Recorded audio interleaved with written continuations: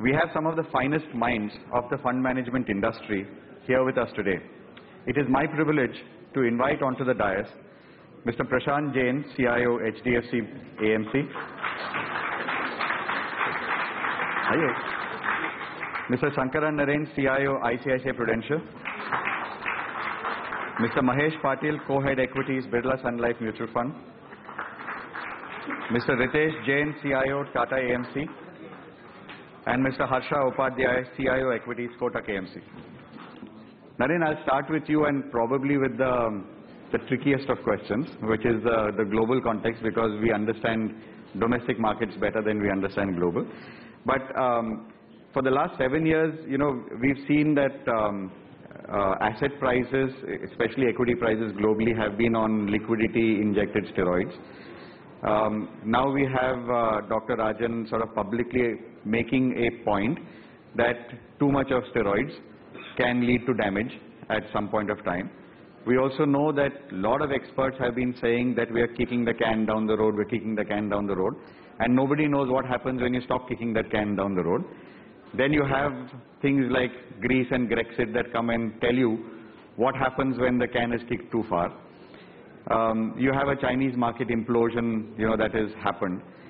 How do you see the whole global context and all of its moving parts, and how might that affect us? If you had asked people in 2009, will Greece cause a problem, I don't think anyone would have even thought about it. Correct. So I think some of the problems which everyone talks about, like Greece, may not be big problems. On the other hand, if you see what has happened in the last 1 year is most commodities are down 50%, oil is down 50%.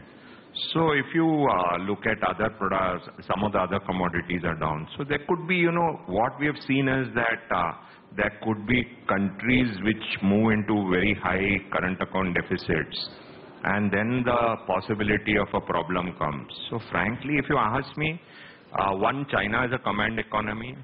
It has had massive misallocation of capital, so periodically you will have problems.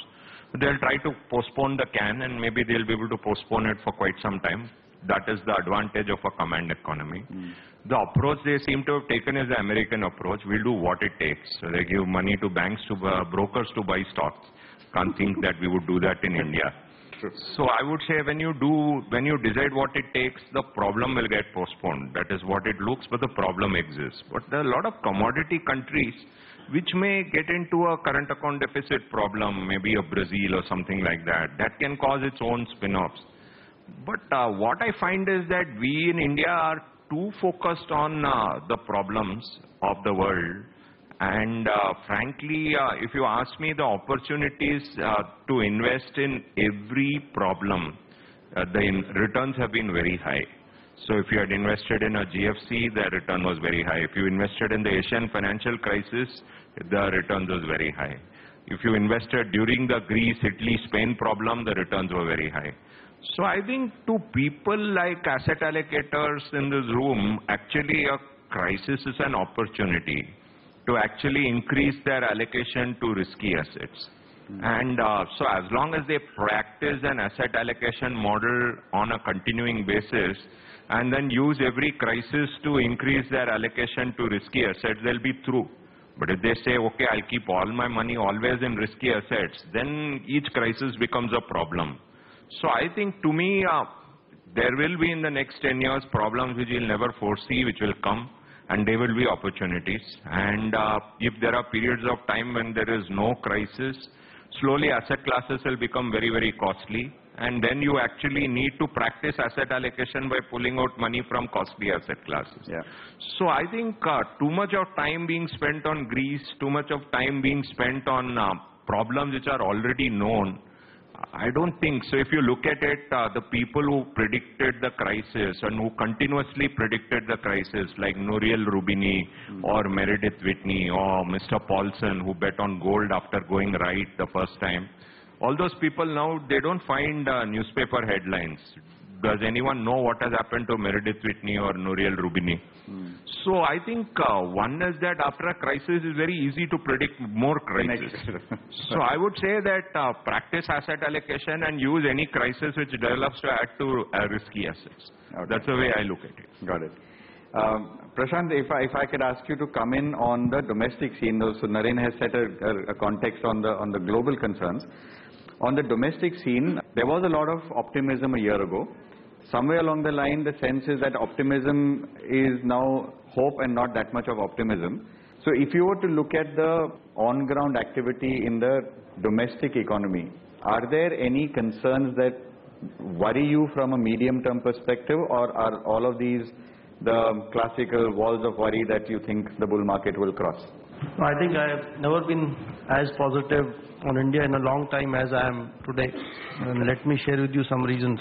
I mean, there were two options before this government. One was to do a quick fix, and one was to take the long, stable but more solid road to recovery. And fortunately, they have taken the second road. See, the problem with the Indian economy last few years has been that we have encouraged consumption, and we have, without, having a good investment cycle. And so whether it was high MSP increases, high fiscal deficits, high interest rates, high inflation, all these were a result of probably wrong domestic policies and some unfavorable global factors like rising commodity prices. So I think the route which this government is taking is to revive the capex cycle. It is very easy for any sovereign government to revive the consumption cycle by giving more money to people, cutting tax rates and increasing subsidies. And you can see the output in a day. You step out of the hotel, give 100 rupees to a person who has not had food for 2 days, and immediately he'll go and spend. So reviving economy by consumption, by increasing fiscal deficit is instantaneous. But I think it would have been a tragedy if you had done that. So what is being attempted now is the long but slightly arduous route of reviving the capex cycle. So one by one, if you see, a lot of things are being done, and we feel quite strongly that the initial phase of the capex recovery will be led by infrastructure cycle. Corporate capex is not reviving. You are right, but I don't think anyone with a reasonable understanding of the economy has ever said that corporate capex will revive in 3 months or even for that matter 1 year. But I think roads, railways, power, T&D and mining, I think there is every reason to be optimistic. Mahesh, if I can ask you to come in on this. So we have a situation where, we continue to be very optimistic about a domestic secular bull market. And we are in this new normal of low growth for extended periods of time globally, which means that if our theory of secular bull market in India has to come good, we have to effectively decouple, or so is the belief. Is that logical for us to expect that both these things will happen, and that we will be able to effectively decouple from what is happening in the rest of the world, and we will march to our own tune? Yeah, I think you are right in assessment that, globally we have seen kind of a slow growth environment globally, while there have been pockets of increase in growth expectation in US, Europe we have seen some recovery, but these are all cyclical recoveries, and it's not going to sustain. And also especially with China now really at its peak and likely to slow down over the next few years, I think we are in a scenario where global growth is going to be slow and anemic. And in that backdrop, really, you have to look at how India's growth will be. So I think we have our own engine of growth, which is driven by consumption, demographics, and also underinvestment in the infrastructure side, which will drive our own growth. But on the back, when the global economy is kind of a slow growth, I think our growth will not be the same level. What we saw, say for example, in the period from 2003 to 2008. When there was a big tailwind of strong global economic growth, and we saw GDP growth peaking at around 10% or so. Corporate earnings growth CAGR, that period, in that 6-year period was 25% plus. So I think that growth is something which we can't expect. So I think while you could see global growth stuttering, I think if we're able to get our policy in place and kickstart our cycle, then I think we can still grow at a reasonable pace. Even from a total earnings growth perspective, I think we have to now come to a normal where I think the growth expectations, even for a nominal GDP growth, especially in an environment where you're looking at inflation Also likely to structurally remain low, looking at where global commodity prices are and likely to be in the near future.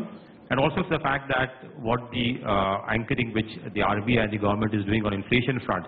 So you will be in a scenario where inflation would remain low, and that means that the nominal GDP growth, if your real GDP growth is around whatever 7% or so, will be much lower than what we have seen in the past. So even with a slower growth than what we have seen in the previous bull cycle, I think our growth will be still much superior compared to what you will see across the globe.